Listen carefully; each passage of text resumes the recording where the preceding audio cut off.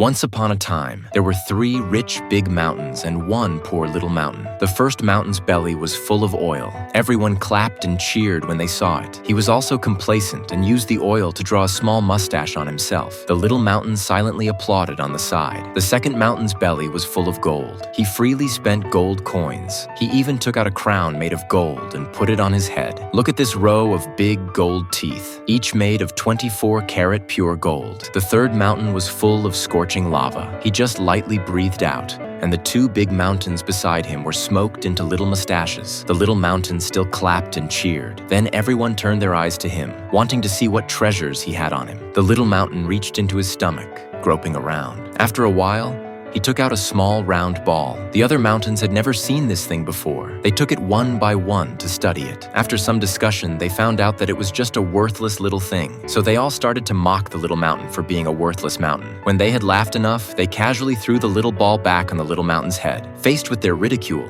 the little mountain felt very upset, so he threw it out hard. The big mountains on the side gathered together, not knowing what they were discussing. After they finished talking, they stretched out their big hands to the sky, then gathered the white clouds together. Slowly, it turned into a big dark cloud, eventually filling the entire sky. Heavy rain followed immediately, all pouring on the little mountain. The little mountain sat aggrieved, not daring to have the slightest resistance because of the inferiority in his heart. After bullying the little mountain, the 3 big mountains felt tired. They pulled down the night curtain and fell asleep one after another, leaving only the lonely and helpless little mountain to continue being rained on. Having suffered humiliation, he fantasized that if one day he could surpass the 3 big mountains, he would definitely take their property as his own. But fantasy is fantasy after all. The little mountain quickly returned to reality. In loneliness, he picked up the little thing he had thrown away again. At this moment, he realized that only this little thing was his truest companion. Tired from playing, the little mountain put the little thing back into his belly and then fell asleep contentedly.